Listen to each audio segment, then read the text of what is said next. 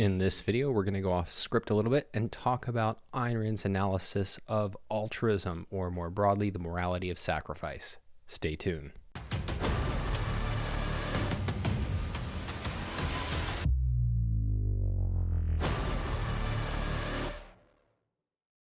I've been interested in Ayn Rand's analysis of altruism for a very long time, and really want to take some time to discuss it, because even though Leonard doesn't cover it in OPAR, I think it's really crucial for being able to understand the world. And so if you think, for instance, about his purpose in OPAR, it is, here's a philosophy for living on Earth, and that philosophy is going to be true and valuable in any time or place. But if you want to understand our world and be able to navigate your way through our world, you need to understand not just what's true, but you need to understand the ideas that are false and are shaping the world. And so that's what we're going to explore. We're going to be looking at it mostly from the perspective of Ayn Rand's analysis in Galt's speech. So it's not intended to be comprehensive by any means, though I will touch on other points she makes in other resources. But we really want to see her deepest and most important view of what altruism is, or as she puts it in Atlas Shrugged, she's usually talking about the morality of sacrifice, which is, as I think we'll talk about, larger or wider than altruism specifically. But we want to look at her analysis as presented there about what is fundamentally wrong and what is fundamentally evil about this ideology.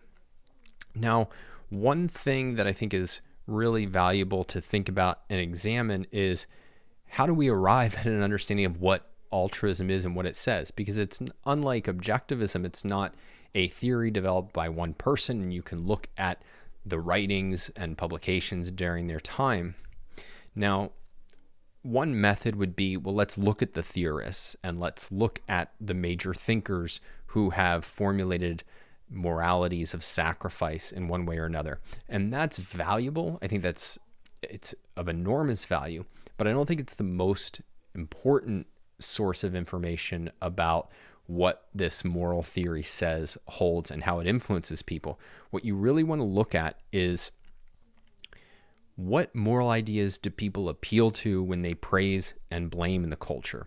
When they're trying to persuade somebody to take action, when they're trying to persuade a political system to take action, what is it that they appeal to? What moral ideas are uncontroversial versus which ones are contentious?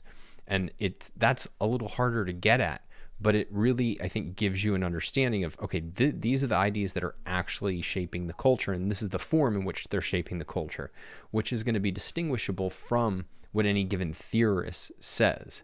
And one of the reasons that I don't like focusing on the theorist, besides I'm just not an expert in that, is that there's always a question of, well, how much influence does this actually have? And so I find it really helpful to think, all right, let's look around at what ideas are actually influencing the culture, and that will help us understand the phenomenon that we're trying to conceptualize, which is these moral ideals that selfishness is evil and that sacrifice is the essence of good. One recommendation here, and I could say it's a little self-serving, but that's not the purpose. Look at my books, and particularly Free Market Revolution, but all of them in one way or another. I think we go to great lengths, whether it's just me or me and Yaron, we go to great lengths to give the evidence of, this is how this idea is actually functioning in the culture. This is how it's actually being used to judge people, to influence people. And so I'm just going to give one example that addresses a common objection to Ayn Rand. So this is how Ayn Rand defines or describes altruism in her essay, Faith and Force, Destroyers of the Modern World. Quote, "What is the code of altruism? The basic principle of altruism is that man has no right to exist for his own sake, that service to others is the only justification of his existence, and that self-sacrifice is his highest moral duty, virtue, and value." She goes on to say, "Do not confuse altruism with kindness, goodwill, or respect for the rights of others. These are not primaries, but consequences, which in fact altruism makes impossible. The irreducible primary of altruism, the basic absolute, is self-sacrifice, which means self-immolation, self-abnegation, self-denial, self-destruction, which means the self as a standard of evil, the selfless as a standard of the good. So what evidence do we actually see in the culture that this is actually the way that people think about morality and that they're taught to think about morality? And so here's a few examples, but again, this is stuff that in my books, we go to great lengths to kind of catalog. So if you think about a company like Pfizer, here's a drug company that has improved and saved the lives of millions of people. And are they morally praised? I mean, sometimes they're praised, but almost never in moral terms. And indeed, they're smeared as big pharma. And even in the last, year with the Trump administration, there's kind of a vilification and demonization and an attempt to say, like, they're profiting at our expense. We should be skeptical of them. We should take away their freedom. We should take away their profits. Who is morally lionized? Who is kind of a symbol of what we regard as morally good? And I think the kind of clearest cut example in my lifetime would be Mother Teresa. And in fact, she received a Nobel Prize, and the person who gave it to her said it was because she stands out in a very positive way as an example of true self-sacrifice in humanitarian work. And if you think, what did Mother Teresa do? If you actually study her, it's not clear that she helped anybody, but it was the essential point was she lived with the poor. She took a vow of poverty. She suffered and sacrificed. That was the essence of it. It wasn't the amount of help. It was the amount of sacrifice that made her into a symbol of good. And so I think this definitely shows that when people are thinking about what do we regard as moral, it is driven not by the issue of making others better off, but by accepting and imposing costs on oneself. And you could take even simpler kinds of examples. So take something like giving to charity, which you think on its face, all right, people are going to get moral credit for that. But compare the credit that somebody would get if they publicly give to charity versus quietly, privately, and then it kind of leaks out somehow. Well, who's considered more noble? Well, it's the person who wasn't publicizing their name, even if they didn't give as much money as the person who, put their name on a building and had their picture taken with a big check. Well, why not?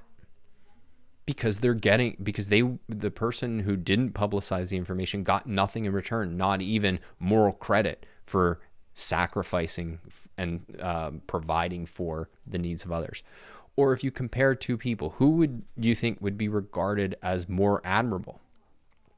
The person with $100,000 in savings who sacrifices $90,000, or the billionaire who gives away $500 million, but still has $500 million left. There's a lot of these different thought experiments that you can run, and you don't even have to do thought experiments. You can just read the news and read cultural analysis. And what you'll see time and time again is that the measure of a person's virtue is not the benefits that they actually provide to other people. It is the extent to which they sacrifice, to the extent to which they don't get anything in return. And so that's going to be really key to Ayn Rand's analysis, but I just wanted to put it on the table up front is get you thinking about where do I see this in reality, and is Ayn Rand's analysis, which is pretty damning to say the least, is this plausible? And I think it's definitely plausible if you look at the world around you and pay attention. So another preliminary that I want to talk about, which is that her analysis of the morality of sacrifice goes deeper than ethics. So if you think about what we've done in OPAR, is we've said that ethics is built on a metaphysics and epistemology. It's built on a view of this is the basic nature of reality. This is the way the world works. This is our ability to know. This is our method for being able to know. And out of that comes a certain view of human nature. And only with that foundation, then can you say, okay, this is what you ought to do. And Ayn Rand's view is that altruism definitely rests on a foundation. And specifically, she thinks it's a product of mysticism. And you can think of mysticism as an epistemology, but it's really more a metaphysics and an epistemology. So here's how she defines it. Mysticism is the claim to the perception of some other reality other than the one in which we live, whose definition is only that it is not natural, it is supernatural, and it is to be perceived by some sort of unnatural, supernatural means. So it's that there's a supernatural world, a higher realm than the one we know and the one we live in, and that we access it through some kind of supernatural means, some unspecified form of faith or revelation or sixth sense or whatever. So why does she think that sacrifice is tied to mysticism? Here's how she puts it. This is the same essay, Faith and Force. Now there is one word, a single word, which can blast the morality of altruism out of existence and which it cannot withstand. The word why. Why must man live for the sake of others? Why must he be a sacrificial animal? Why is that the good? There is no earthly reason for it, and ladies and gentlemen, in the whole history of philosophy, no earthly reason has ever been given. It is only mysticism that can permit moralists to get away with it. It was mysticism, the unearthly, the supernatural, the irrational, that has always been called upon to justify it, or to be more exact, or to be exact, to escape the necessity of justification. One does not justify the irrational, one just takes it on faith. What most moralists and few of their victims realize is that reason and altruism are incompatible. So it's altruism and the morality of sacrifice more broadly don't have a justification. Rather, it's just, this is what some authority says we have to obey. And part of how it gets its authority is that I'm connected to this higher reality. I'm connected to some higher truth that the rest of you don't have access to.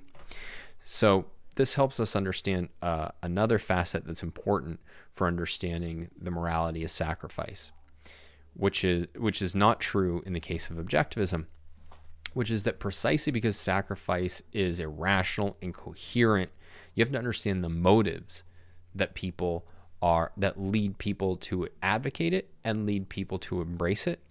And then you have to understand how it's put over, because what Rand thinks is that crucial to people embracing sacrifice is that the full meaning of the code of sacrifice is hidden. And in fact, there's certain, you can think of it as intellectual booby traps that are set to keep people from questioning it. So we want to keep a lookout for all of those things as we turn to Galt's speech.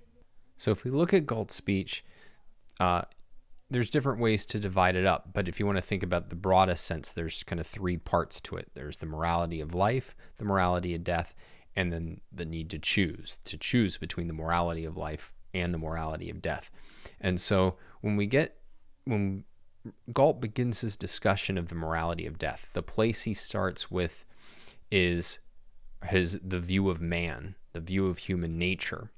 And if you think about the issue of how sacrifice is put over, one of the key things that Ayn Rand is going to argue is that the people who are promoting sacrifice are basically trying to say, you're not giving up a lot and you're not giving up anything good. So, I mean, like, in effect, why not sacrifice, right? And the basic idea is that you're evil, this world is evil, your mind is impotent. So, like, of course you should sacrifice yourself. And of course you should obey our orders. Like, what else are you going to do? What's your alternative given these facts about the world and about you and about your mind? And so in Galt's speech, we start with this metaphysical view of man, and there's kind of two pieces to it.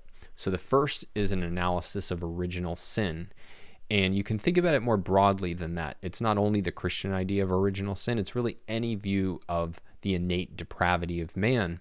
But the basic idea is you're inherently evil, and you find that hard to swallow. Well, then we get to the second point, which is the soul-body dichotomy. And here's the idea of, no, you're not evil, don't worry. It's just your body that's evil. It's the part of you that's from this world, not the higher part of you that, if you want to put it in religious terms, kind of God puts into you. But it's this worldly part of you that's low. And so given that you're evil, or at least the part of you that's from this world, and this world generally is kind of low, what's the good? Well, obviously, you could say, well, it can't be serving yourself. Selfishness is evil because that's serving me. That's serving the low. That's serving the material. That's serving that which is profane rather than that which is sacred. And so what's the good then? Well, it's to sacrifice. So it's bad to do what's good for me, and it's good to sacrifice. And you might think, well, that sounds pretty awful, but there's a whitewashing then of sacrifice that's going to go on. And you actually get three sort of ways that it's sold, but the major way that sacrifice is promoted is, in Galt's speech, is you get the emphasis on you're not actually sacrificing higher values to lower values. You might think you're sacrificing higher values to lower values, but you're just sacrificing these earthly values to some genuinely higher value in another dimension in the religious view. Or she talks about the mystics of the muscle, which is the more Marxist communist view. And that's the idea of, well, you're sacrificing for some future vague far off generations. But it's what it's saying is, in our terms, we would put it, they're saying, from a perspective of you valuing your life here on earth, yes, you're sacrificing a higher value to a lower value. But that's not that important. Your life here on earth isn't that important. We're from the perspective of this higher reality that's superior, or this better future that's superior than today, you're really just sacrificing a lower value to a higher value. And I've definitely heard religious people make this point. It's like, no, you're not really sacrificing. It's for something beyond the grave that's even better. So there's this whitewashing of sacrifice by saying, well, it's not really a sacrifice. I just want to note, though, that there's two other forms that are used to sacrifice or to camouflage the meaning of sacrifice and to make it more palatable. So a second one is that everything is a sacrifice. So how can you object to it? Because everything you do involves a sacrifice, right? If you pay $1 in order to buy a book, or I guess $10 to buy a book, well, you sacrifice the $10. So sacrifice is inescapable. You can't avoid it. So you just, you're going to sacrifice anyway. So let's just sacrifice the right things to the right things. And then the other is that the complete opposite of that. Well, it's that nothing is really a sacrifice. You're doing because you want to do it. And so we talked about this last time with psychological egoism. But this is why Galt spends so much time just going to what is and what isn't a sacrifice. And what he's arguing is that regardless of the hand waving of the proponents of the morality of sacrifice, what they actually demand, what they actually praise, is surrendering the things in this world that matter most to you personally for things that don't. And in fact, if you look at the highest moral credit, it's sacrificing those things most importantly valuable to you, that which you regard as really, really good, into that which you don't care about at all. And indeed, ultimately, to the things that you loathe and the people that you loathe. That's where you're going to get the highest moral praise. And especially if you get nothing in return. And that is even no praise, no love, no admiration, no self-esteem. It's exactly what we were talking about when we were pointing about, what kind of person gets the most credit giving to charity. And just as an aside, I mean, this part of it, that there's not even a personal inside reward of doing the good. This is really the Kantian view. And we might talk about that at some point, but I just wanted to at least point out that one source for this idea. But if that sounds like an extreme analysis, because you think, okay, well, but I don't really hear people saying, no, you need to give up everything important to you in order to serve people you loathe. The point here is that that's what follows logically from the starting point, that if yourself is the standard of the evil and the amount you sacrifice, the degree, the extent of your sacrifice is the standard of good, this is what it really means to take that seriously. But it doesn't mean that in every instance, or even usually, the champions of sacrifice are demanding that you take it that consistently. If you'll recall Leonard's discussion at the end of the egoism section in OPAR, he makes this point. They don't demand consistency. What they want is an open-ended blank check on their ability to demand obedience and sacrifices, whenever they want, to whatever extent they want. So they might not call in that check, though in a certain culture they will. And if you look at what happened in Nazi Germany, and this is really eloquently laid out in Leonard Peikoff's book, The Ominous Parallels, they preached that the highest virtue was obedience and sacrifice to the group and its spokesman. And they demanded the worst kind of sacrifice. It's like, you do whatever we say, even if you find it loathsome. You give up everything, and including your life, including your judgment of what's right or wrong. You just blindly obey. And so their goal, you have to take this seriously, their goal is not for you to live up to the code. And so they're not trying to make it super clear what it would mean to live up the code. In fact, they say you can't live up to the code. And the fact that you can't live up to the code isn't proof that the code is garbage. It's proof that what we said about your nature, that you're inherently evil. If you were good, you could live up to our code. But in any case, you're not supposed to practice it. You're not supposed to live up to it. It's supposed to be there to extract obedience, sacrifices, and the unearned for the people preaching the code. And that's the perspective from which you have to see it. The point of the code is to fill you with guilt and to make you pliable. That's really what it's trying to achieve. And so the fact that we don't see it articulated and this is what it would mean consistently, and we're demanding that of you, that's not its purpose. That's not its goal. So then, if we want to kind of summarize where we are so far, it's that you're evil, the world is evil, the self is the standard of evil, and so the good is to sacrifice. And to sacrifice what? Well, it's to sacrifice anything you personally value. But it's deeper than that. So remember that what they want is obedience, and so ultimately what they want you to sacrifice is your judgment, your mind. And that's what obedience is. Obedience is that you don't judge what we say and say, does this really make sense? It is, this is what we say, this is what you need to do, and you need to do it without question. And so Rand makes this point that the only person for whom sacrifice could be proper, could be an appropriate way to live, would be the person who has nothing to sacrifice. No values, no convictions, no judgments, no rational judgments, a whim worshiper. And you could think of a guy who, like just on a whim, abandons his, wife and children in order to chase some, hussy who's 20 years younger, and he doesn't even really care about her, but she makes him feel desirable. That kind of person, you could say, yeah, that's like, you're reaping destruction in the world. You're doing something that's wildly bad for everybody around you. It's not doing anything good for you either. Like, you should sacrifice those whims. Now, the real answer is stop being a whim worshiper. Develop values, develop convictions, live by reason, and then don't sacrifice that. But the morality of sacrifice says, no. You should sacrifice your whims and your values and conviction, because all of that is put in the bucket of selfishness. This is all coming from you. It's not coming from us. It's not coming from others. It's just what you happen to think is important and right and good and true. And who are you to assert that?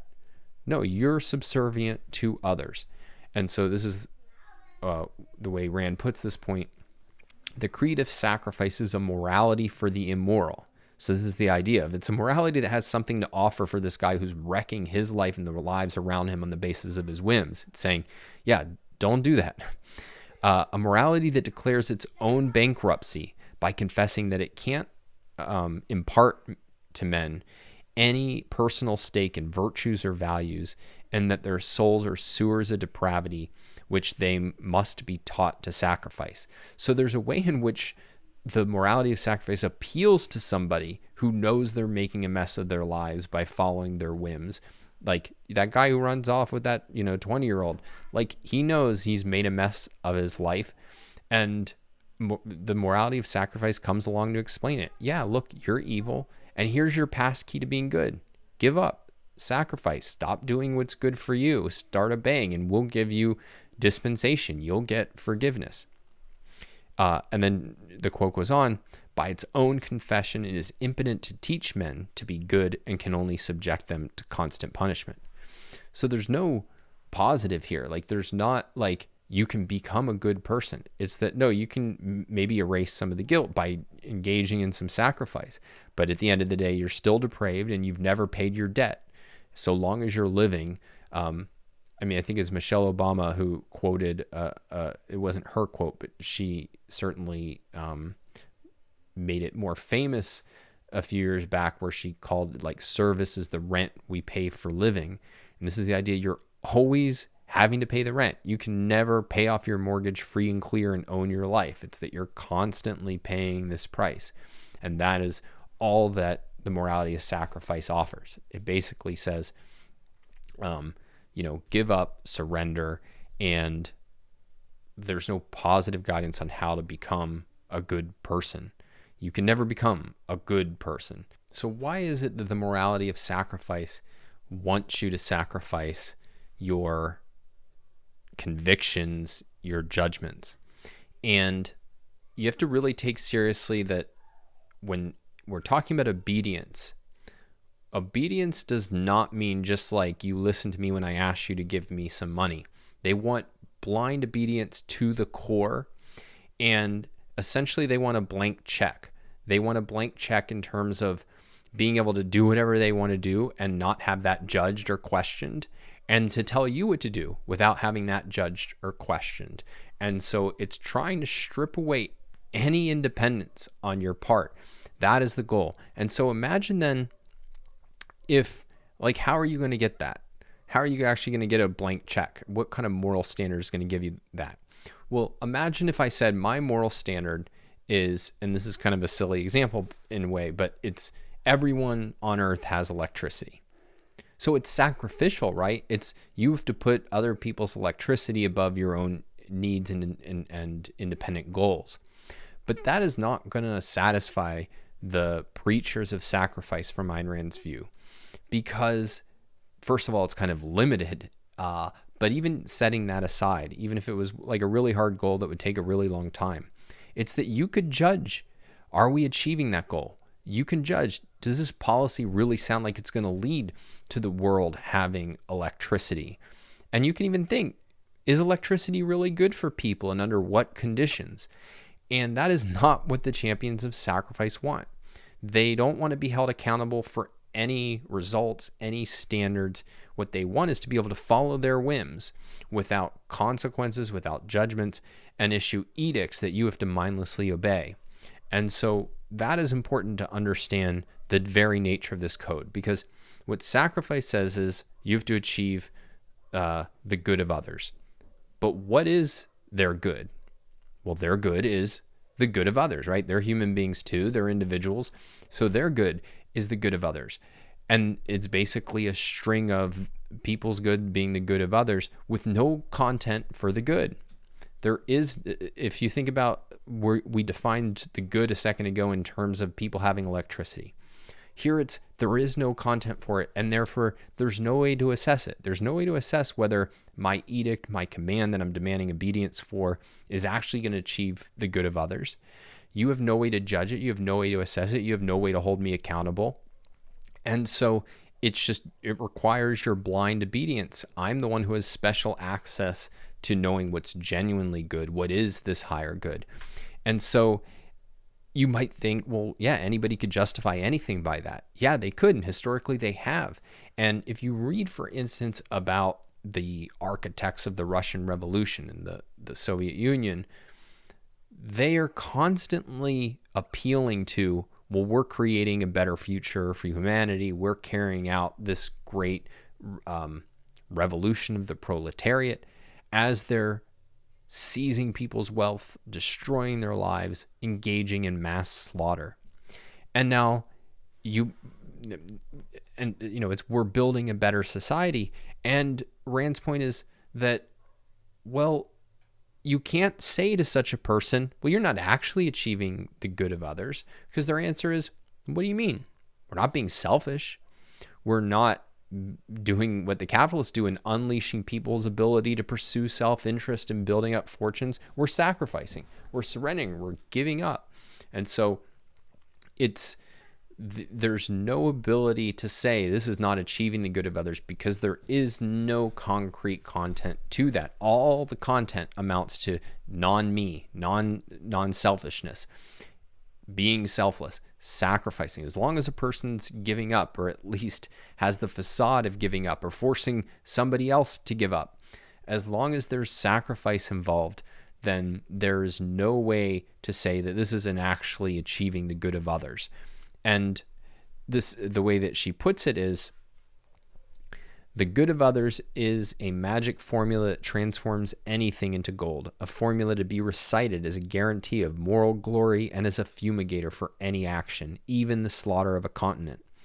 And so, I mean, she was not making this stuff up. She was getting it precisely from watching people who invoke these formulas of the good of society, or the public interest, or the good of others. Your standard of virtue is not an object, not an act, not a principle, but an intention. You need no proof, no reasons, no success. You need not achieve, in fact, the good of others. All you need to know is that your motive was the good of others, not your own. Your only definition of the good is a negation. The good is the non-good for me. And just as an aside, I know many of you are fans of Thomas Sowell, and one of the things he often points out is that left-wing policies, so if you think of something like the welfare state, they're constantly judged in terms not of their outcomes, but of their achievements. And Ayn Rand's point is, like, this is not an accident. It's not like leftists are just pulling some trick. That is what the moral code actually commands. The moral code says, yeah, you should identify things precisely by their intentions. Is this intended to achieve the good of others through sacrifice, through smashing selfishness? Well, then it's good. Then you can't question it. There's no way to evaluate, well, is this actually achieving the good of others? So this is something coming directly from the moral code. In fact, a moral code that even Sowell doesn't challenge. But I mean, it's still notable that he observed it. Now, if the code doesn't have content, though, if there is no actual content to the good of others, one question you might have is, if it can be used to justify anything, like, why is it only used to justify evil? Like, why don't people say, well, look, you want to achieve the good of others, and let's do it by having a lot of freedom and allowing Pfizer to make a lot of money with life-saving drugs, and allowing Amazon to make a lot of money helping people get everything that they could possibly want at decent prices.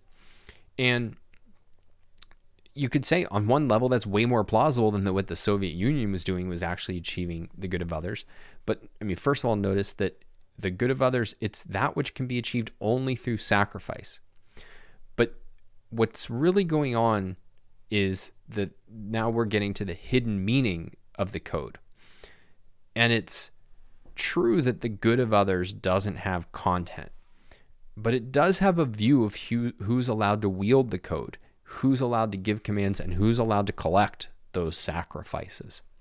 And so to get at this hidden meaning, Galt starts out by noting what are really brazen contradictions in the code, double standards, answers or questions that can't be rationally answered. And essentially they amount to, all right, like, the people that are supposedly benefiting from the code, aren't they, from their own perspectives, supposed to be sacrificing? And so how does it make any sense that the good is the good of others, and yet those others are, from their own perspective, an I, a self? And so this is a really key paragraph right here. Why is it moral to serve the happiness of others but not your own? If enjoyment is a value, why is it moral when experienced by others but immoral when experienced by you? If the sensation of eating a cake is a value, why is it an immoral indulgence in your stomach but a moral goal for you to achieve in the stomach of others? Why is it immoral for you to desire but moral for others to do so?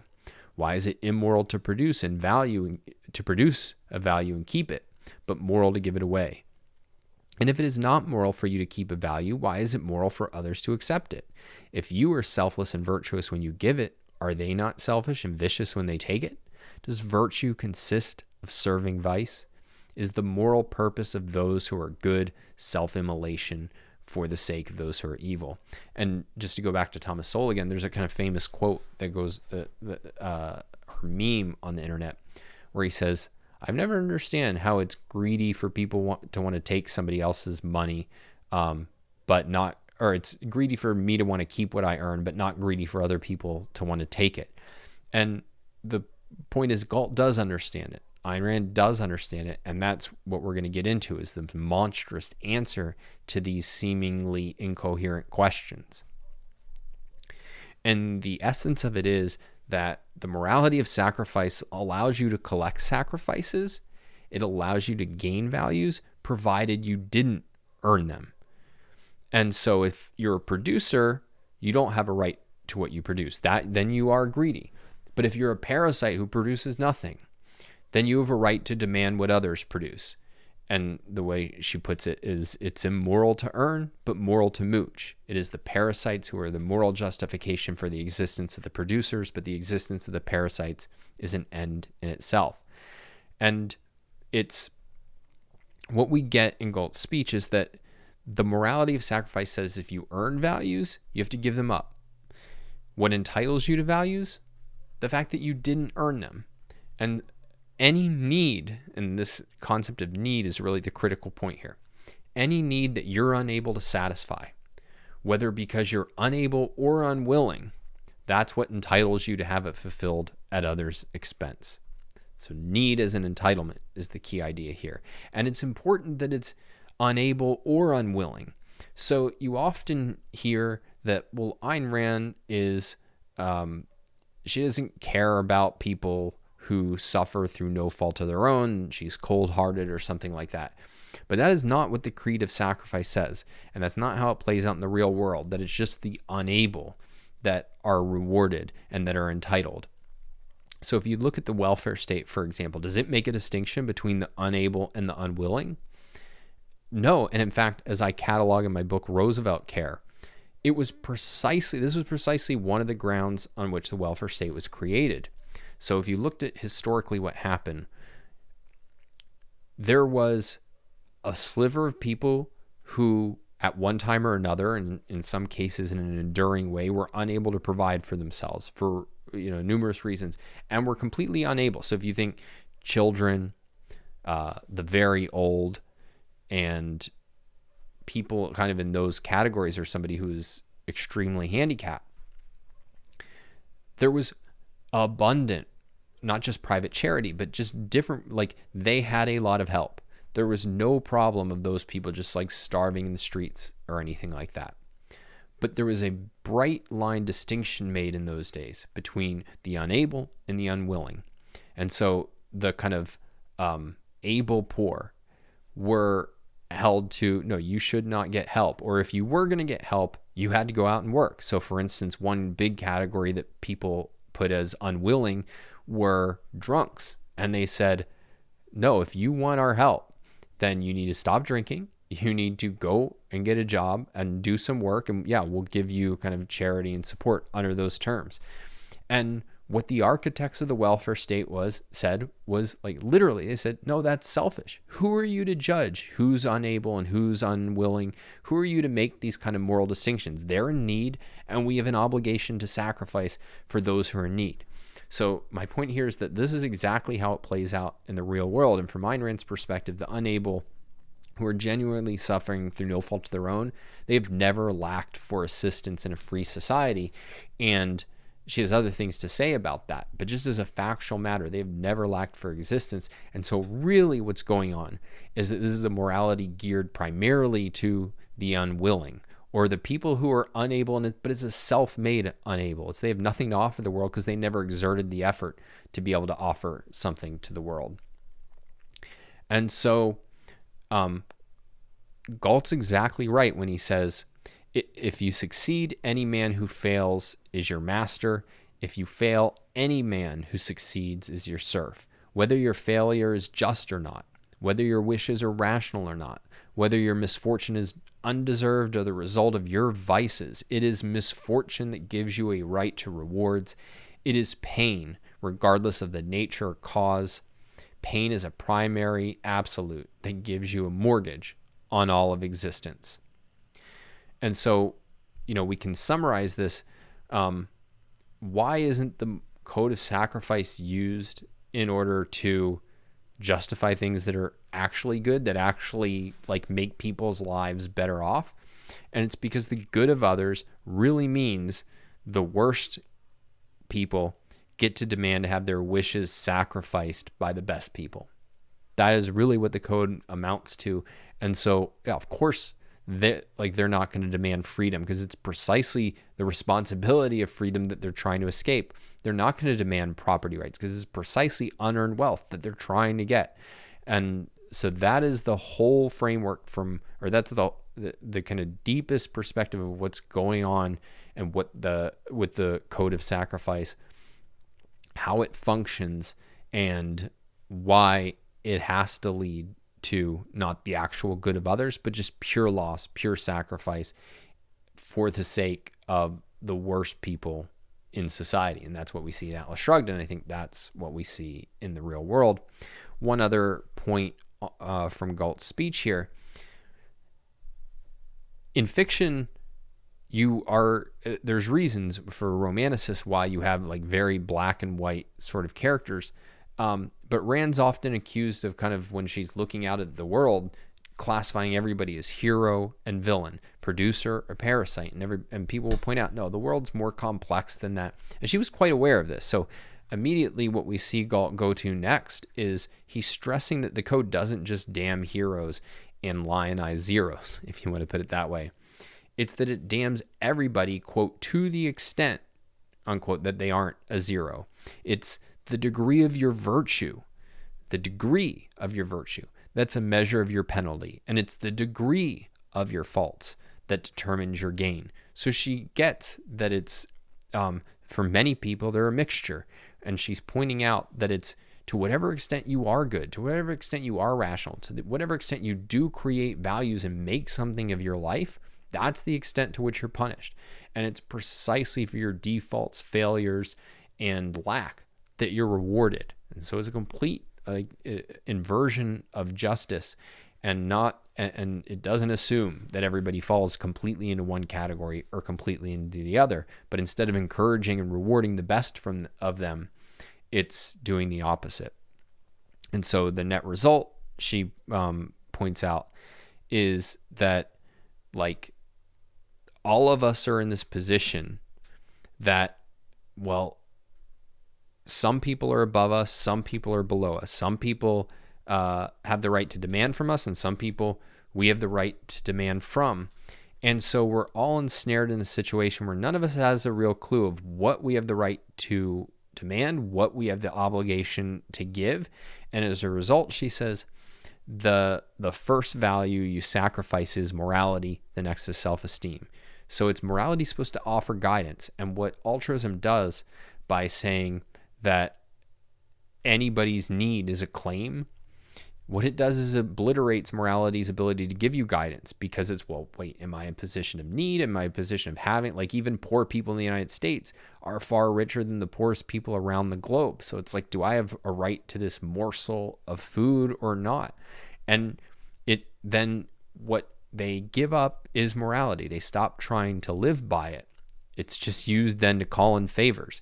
And the next thing that they lose then is self-esteem. And this is all by design. Again, you're not supposed to follow the morality. So the fact that you give it up is no problem, as long as we can use it to call in obedience, call in sacrifices. And we can do that because you give up your self-esteem when you give up morality. And when you give up your self-esteem, then you're ripe to obey, because you don't see yourself as a value. You don't see yourself as able and to live and worthy of happiness.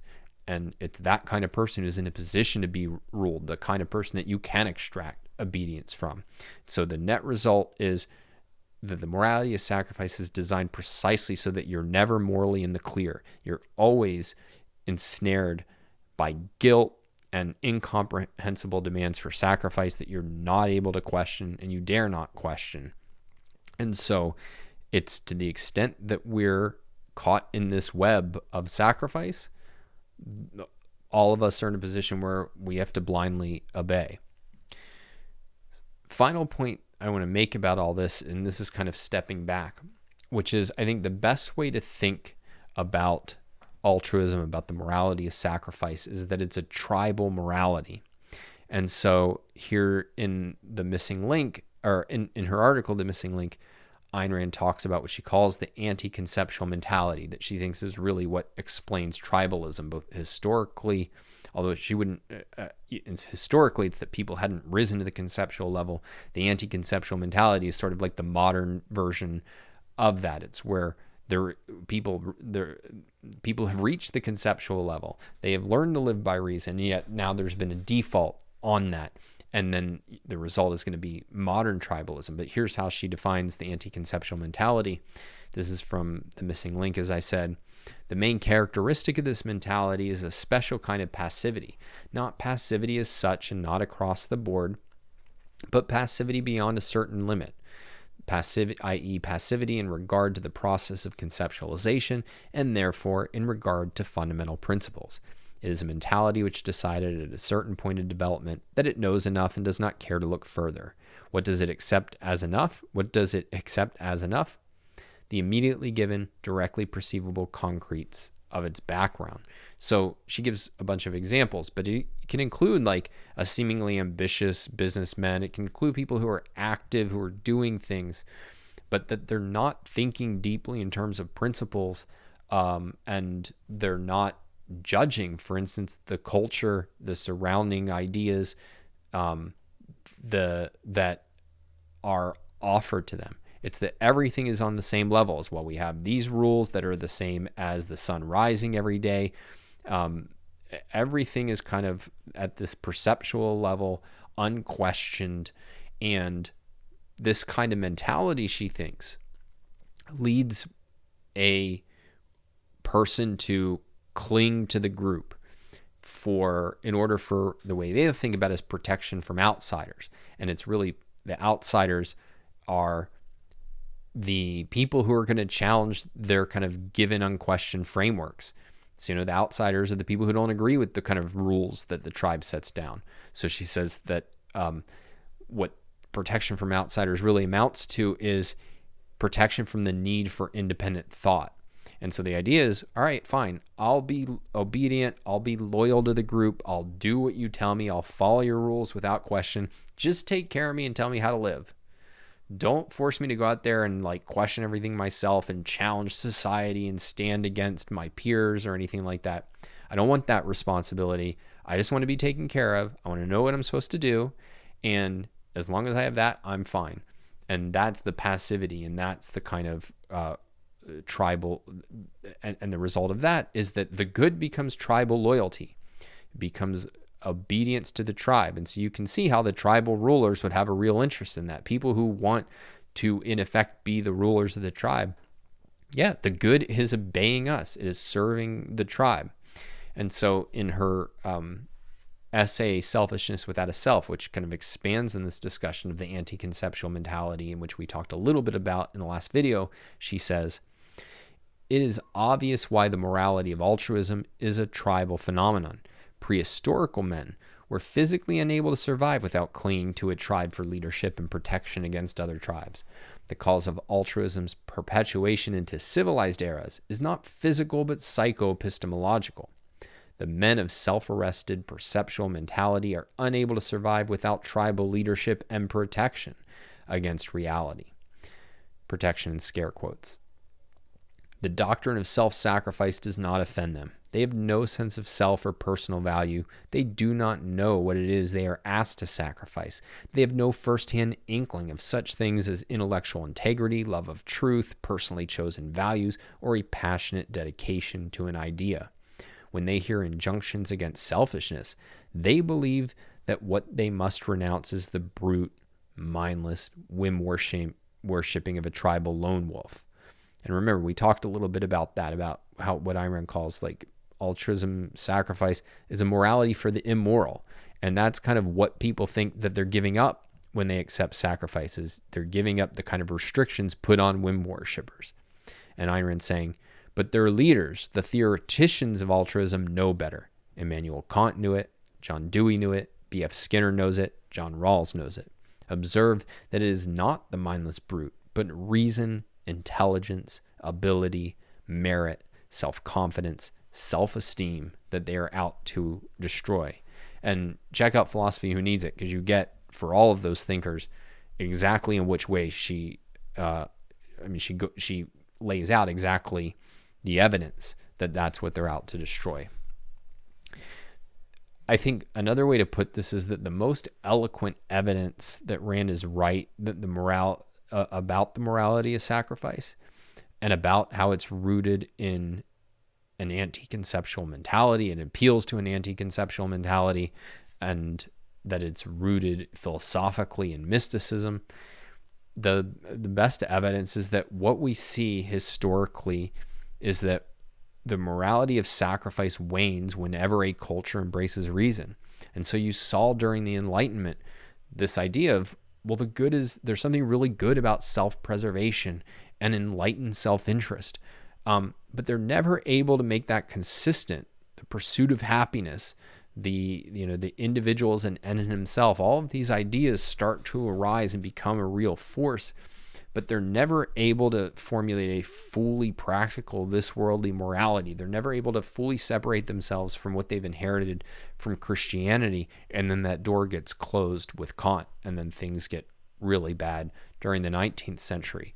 But the very fact that whenever you see a culture that reaches the conceptual level, where they're trying to formulate principles, where the individual now feels in charge of his life and competent to think, and then they think and they realize this world is graspable. This world's not inherently evil, land of suffering. We can solve more and more problems. We can govern our way through it.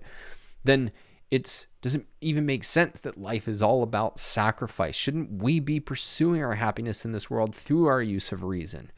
And so there is this deep foundational connection between reason and selfishness and freedom.